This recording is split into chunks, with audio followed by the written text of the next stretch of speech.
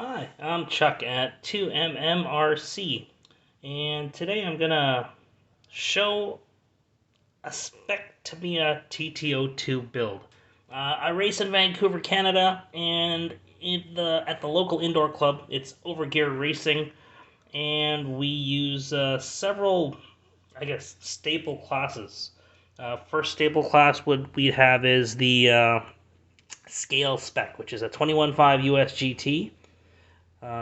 Second would be a touring class, which is a 21.5 touring stock with spec tires.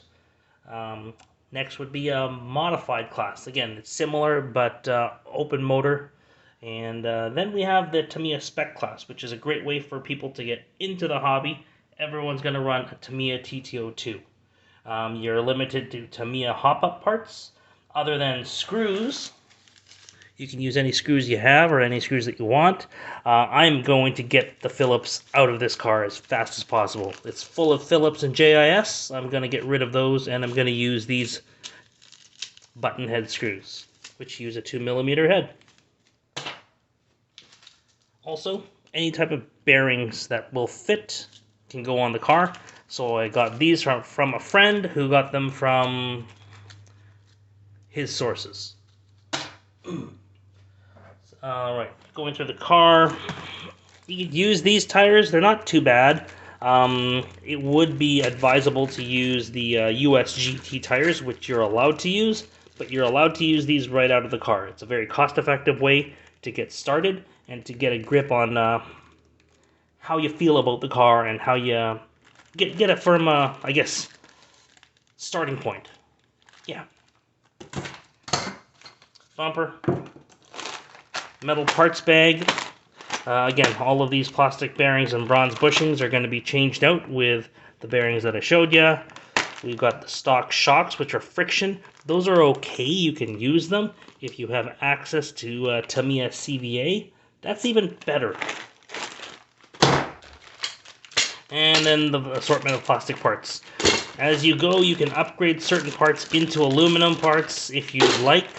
I'm going to try to keep this as stock as possible, so using as much of the plastic as I can.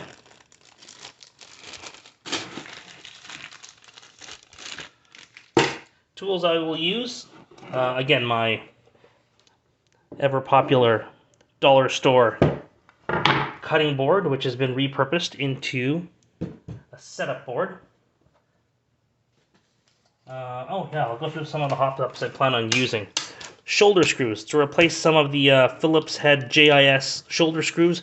I've got these from Element, part 42070, and that should be able to allow me to use the parts that need shoulder screws, but without having to use Phillips heads, because I don't like them. These ones are a unique type of shoulder screw or step screw. These are going to go into the steering rack, so that is part number 54550 from Tamiya. Some ball ends, which may be used, I don't know yet, 50596. And again, you could use the ball ends on there, or you could fasten them with shoulder screws that I just mentioned. To go into those ball ends are going to be some set screws. So I've got a package of this and another package as well. It's Team Associated 4689. And a Tamiya servo saver that I have lying around. It's a high torque servo saver. It's going to replace the plastic one that's inside the package of a TT02. I believe it's 51000 off the top of my head. I think that's the one. Other tools I'm planning on using. Set of drivers. Any set will do. This is the set from On Point. It looks like the Yokomo set. It looks almost identical. They're probably made in the same factory. So that's going to be used today. A sprue cutter.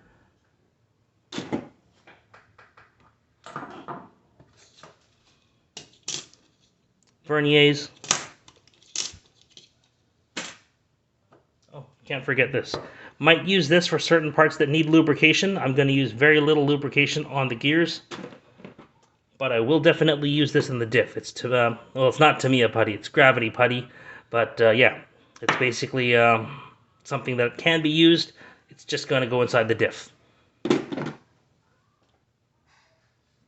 Might use this, the feminine hygiene product manicure cutter thing. If I need to do a little bit of grinding, this is what I'm going to use. Q-tip, zip ties. I think that's about all I'm going to use or going to need to use. I may need some scissors for the body. I don't know what body I'm using yet, but anyways, yeah, I'm going to get started on this kit now, and I'll break it off into several sections.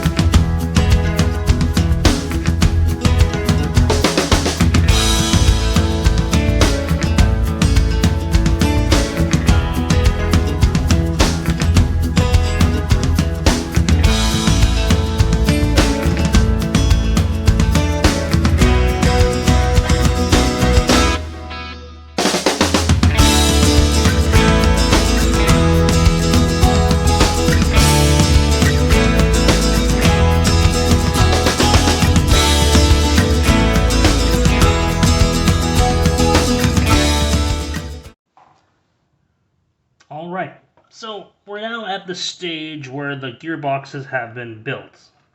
Again, the rear gearbox has a lot more diff action. The front gearbox, it has diff action, but it's very thick. And that's kind of how I want it. I want the front to pull. As you can see as well, all M3 screws using a 2mm driver. The steering is really nice and stiff now. There's not a lot of slop in there, and I have used those Tamiya step screws. So those Tamiya step screws are in.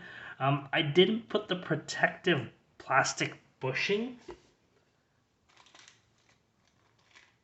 just because I didn't see the value. I can add it in if I do realize the value, but I haven't seen the value, so I didn't put it in. Oh yeah, you guys can see that. Good. So yeah, you know, no bushing. So the shaft is bare. Yeah, that's how I like it. We'll see if it works. That's it now. On to suspension.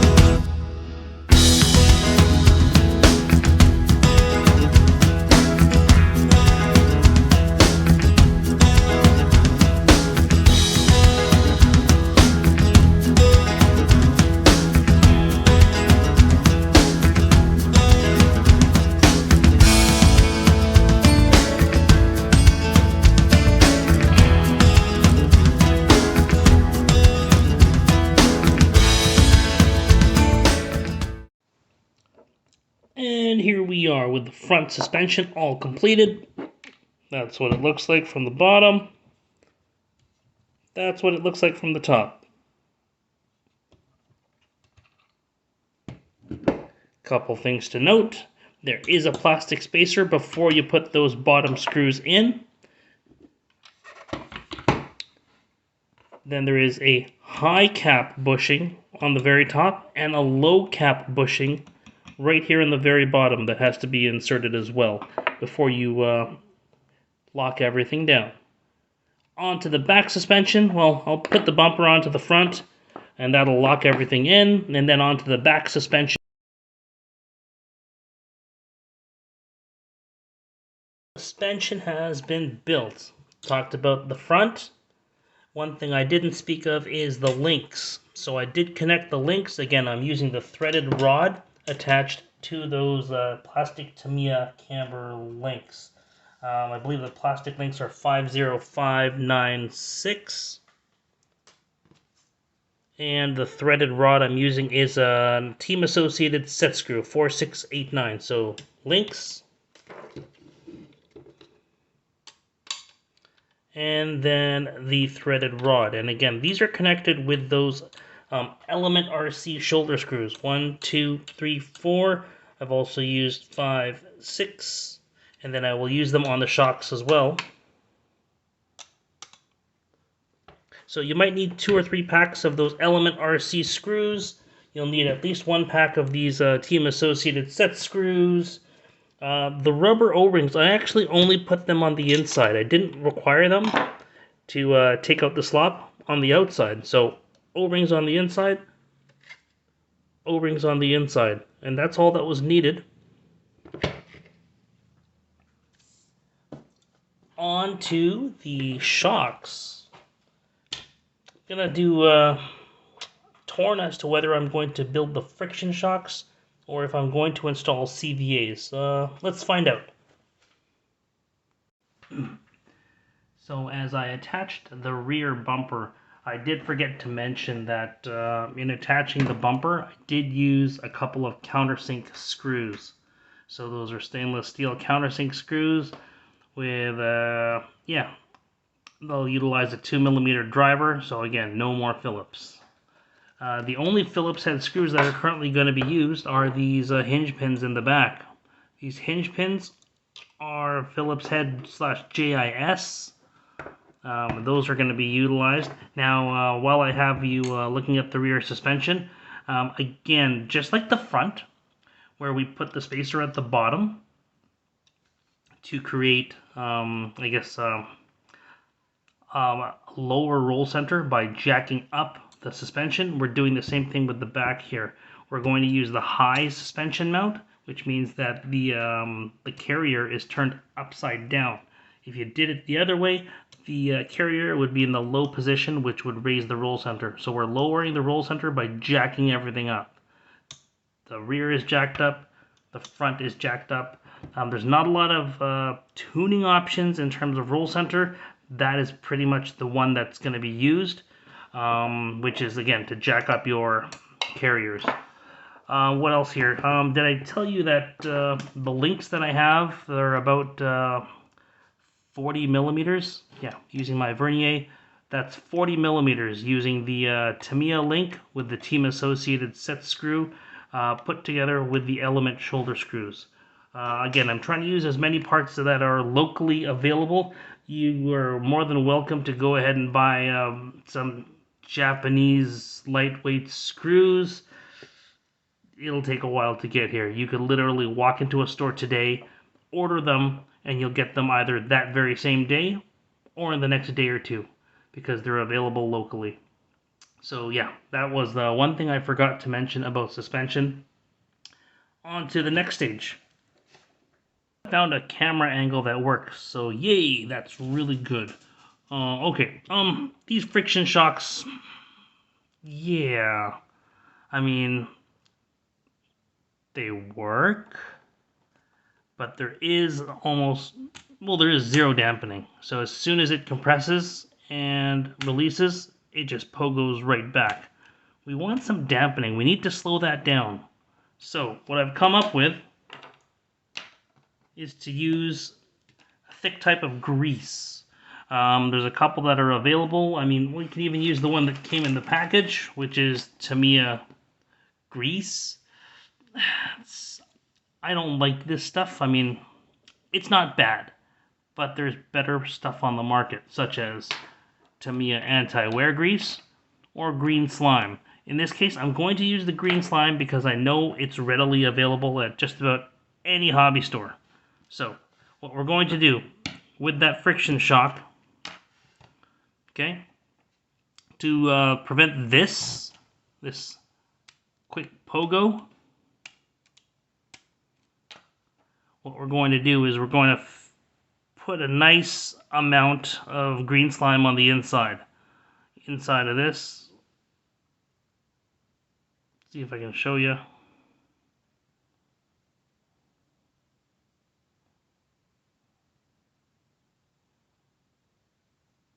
Okay, nice amount.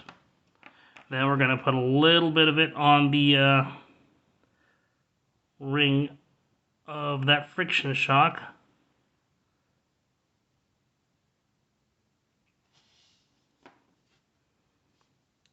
Then we're going to assemble that all. So we've got the spring as well. Spacer goes in first, so spacer.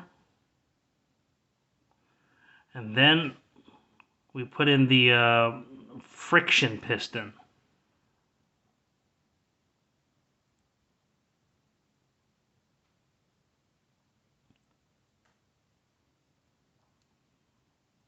Alright, it's a bit goopy, which is what we want. And, I forgot to put the spring on.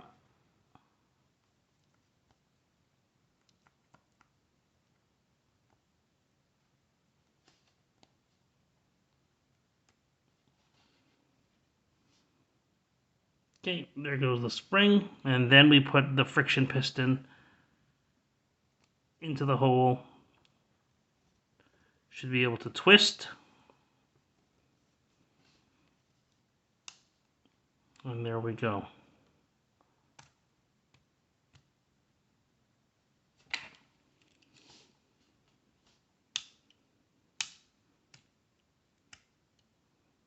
Oh, frick, this didn't. Alright, so take two on this. Yeah, I decided to take the CVA shocks off of my TL01. Yeah, the damping is just much more superior than even gooping up the friction shock, which I believe is this one. So again, without any goop, if it's just, you know, raw dog, super dry, it's a pogo stick. With the goop in place, it's still a pogo stick. There's a little bit of friction, not a whole lot. Because you want that soft damping. Now, Tamiya CVA, and this is 3-hole piston with yellow Tamiya inside, which is 400 CST. It's just a lot more damping involved, which would be a lot more consistent. You can still run a car just by gooping the friction shocks, but yeah, I would seriously consider upgrading to a CVA as quickly as possible. Do not use aluminum shocks. They're not allowed in the Tamiya Spec class. So pick up a set of CVAs. That is the plastic oil-filled Tamiya shocks. They go by several different product numbers. So yeah, just go to your store and ask for Tamiya CVAs. They'll be available. We have a local distributor who can get these for you very quickly.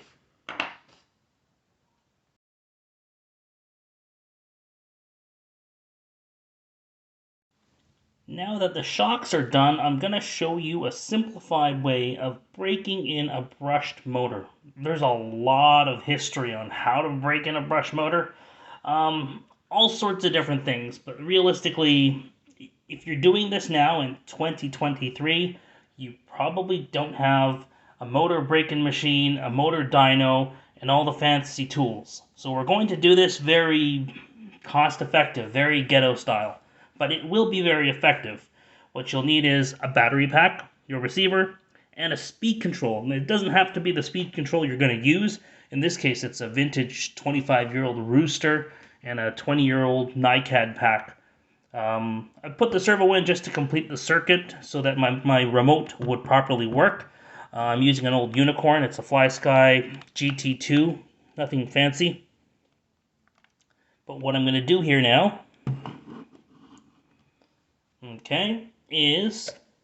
Oh yeah, you'll need a roll of tape as well, because the roll of tape will support your Wendy's cup.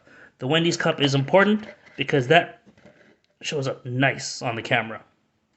Okay, next we're going to put the motor, which is connected to your circuit, into the Wendy's cup. Alright, just like that. Now it can hang off the side, that's totally fine. You don't want the shaft to hit the bottom because that may just burr a hole into the bottom of the Wendy's cup, and that's not going to be a good thing. So let's bend those wires over so that we have a hook. Now that it's hooked across, we're going to add some water. And the key to breaking in a motor is to do it slowly, which is why you don't want to hook your motor up directly to a LiPo battery or to any 2-cell or 6-cell NiCad or nickel metal hydride battery. You'll want to use, if you have it, use an old 1-cell battery or a 4-cell NiCad nickel metal. In this case, you probably don't. So what we'll do is we'll use the circuit of our motor and speed control. And now that we've got the motor in there, we're going to hold the cup of water just to make sure everything's settled. And we're going to slowly turn the dial up. Slowly turn up that dial.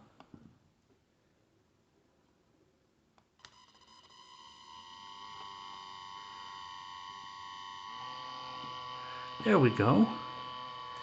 Now it's going nice and slow. Now it's not a full speed because full speed would sound like this. Oh crap, I'm turning it the wrong way. There we go.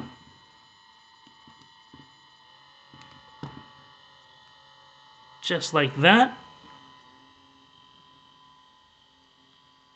And leave that hanging for, call it 5 minutes. If you want, we can tilt the cup back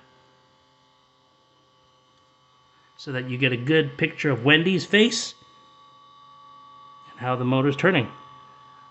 I will return in about 5 minutes and we'll see what happens.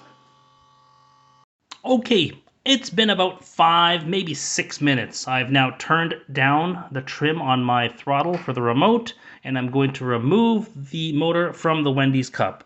Let's make sure that we have a surface to put it on.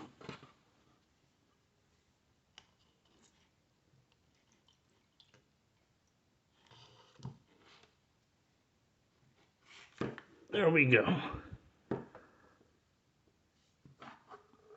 So, that Wendy's cup is relatively dark. You probably wouldn't want to drink that. Now, next thing we do is, with the motor still attached, we're just going to wind it a little bit. That's going to help us fling out some of the water, and then we will turn off everything. So now that we've flung it out, turn off the circuit, unplug the motor,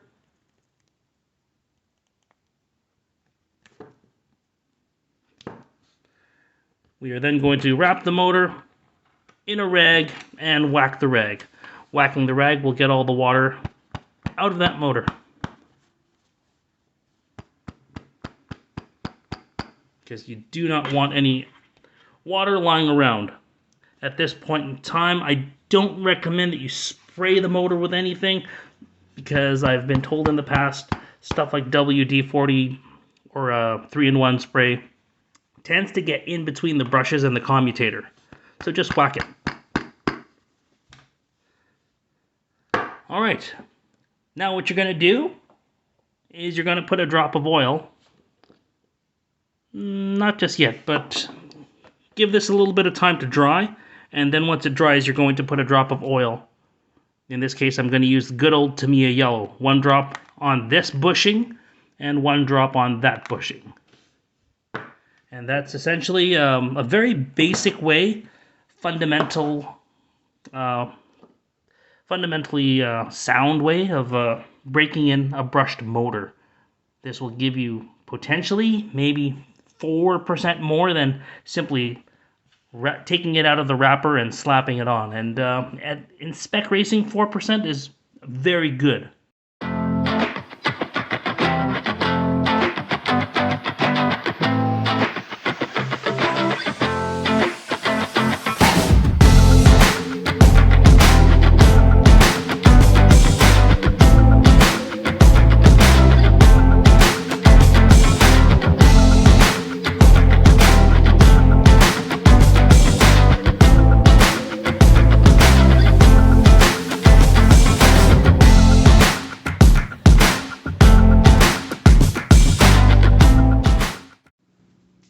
And behold, a bare bones Tamiya Spec class TT02. So let's take off the body and see what's underneath.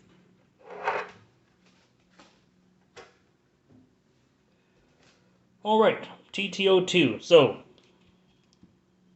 taking a look, again, USGT style tires. These are recycled from last season, so they're probably not the best, but if you've got them, use them. Front diff, heavily packed with diff putty.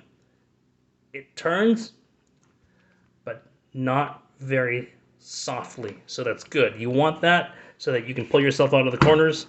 The back, however, very, very loose, which is good. You want the rear of your car to be loose. Good to have a loose rear end. So, what else do we got here? Most of the screws are no longer Phillips head. So yeah, 2mm driver all throughout. Make sure you get those fancy Tamiya kingpins in there. Those are nice. They really help out. And really, the only screws that are Phillips head are going to be these hinge pins. That's about it. Now you can always replace those with E-clip hinge pins as well. Again, that kind of strays away from this being a budget build, which is why we are still using a brushed motor. Showed you how to do a basic break-in. There's a lot of different ways to do a break-in. The method I showed you is a fundamental basic way of doing it. This is all paired up to the OEM Hobbywing speed control and some cheapo low-profile servo. I don't even know if it has 12 kilograms of torque, but I'm putting my R12 and my S15 into something else. So this one gets the cheapo servo. Low-profile battery. I've spaced it out with some foam. I put the transponder in the back because it looks cool. You can put it wherever you want. It's got 5mm of ride height, which is nice, and that can be verified with something as simple as 4 coins. 4/4 is about 6mm, and that just gets underneath. So I know I'm at 5, approximately.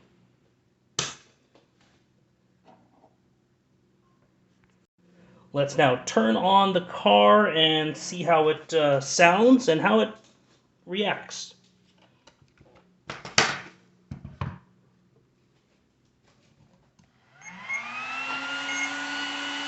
All right. Car is on.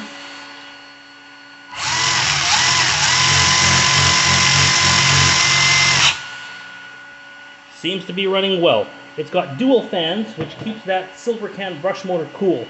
I've got one fan here, and I've got one fan there. It's behind this hornet's nest of wires. It's probably not the best wiring, but it's functional, and you can see everything.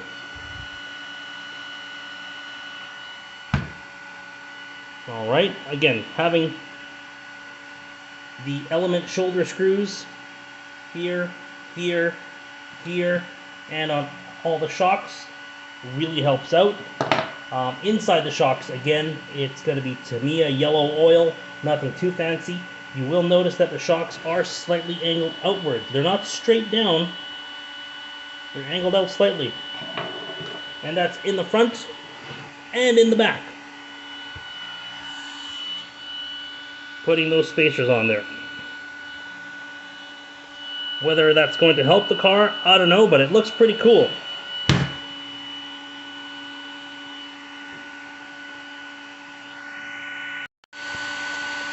Alright, let's turn this off and provide some context. So, these TT02 cars, they're a great way to get into the hobby. They're a great way to have fun with an additional class at club races, at Overgeared Racing, or at potentially your club. Again, these aren't hot rods like to the degree of an Osmatics or an X-Ray. These are very basic cars in comparison, but they're a great tunable car that really gets people initiated into RC racing. Because if you don't like racing, you still have a TT02 that you can take to a parking lot and beat the shit out of. You can't really do that if you drop coin onto an Osmatics car and you don't like it. Then what? You gonna go to the parking lot and beat the shit out of your Osmatics? Hey, you do you. That's totally on you if you want to do that. But yeah. Also, it's a Tamiya, so it'll have high resale value because if you get tired of this, maybe you can give it to another upcoming racer, or you can just repackage it as an outdoor bashing lot, parking lot basher for someone to use. So again, there's a lot of purpose with this car, and it's a good transition car. Again, you know, if you want to stay in the Tamiya tuning class, like tuning spec class, that's totally up to you. There are very much a lot of limitations, and once you get into racing, the intention and the hope is that you're going to like it enough that you'll get a more serious race car. But if not, have fun with this class. No, don't lose sight of the purpose and the intent of this class, which is to get people into the hobby and to have fun. You're not spending crazy coin. You can, but you don't have to. And that's the whole thing. And I've done a series of tuning videos called Ghetto Tunes, just to introduce that. You don't have to spend a lot of money. This type of class epitomizes that whole intent, which is why I like it. That's why I built the car. Am I going to run it too often? Probably not, but I'll have it available on hand for others to use and to try. And again, that's why I'm not putting my expensive servo, my expensive, brushless ESC and the spec motor in here. Maybe I will down the road just to see how it all works. But yeah, something like this, you're in it for like under $500 with the remote included. And that's not a bad way to get into the hobby and to start out with it. Yeah, that's just, that's my thoughts on this class. It's a great way to get started. If you have a kid that wants to get into RC racing, get them started into RC building first. That's what a lot of us remember about Tamiya. It's building your first car, and hopefully we can share that with the next person. Otherwise, this sport doesn't grow. So yeah, that's what the intention is. Grow the sport, make others love it the way that you love it. Hopefully you love it for the right reasons. If not, man, we might have to check you. Okay. Anyways, I think that's all for now. Thanks very much for listening. Thanks very much for watching.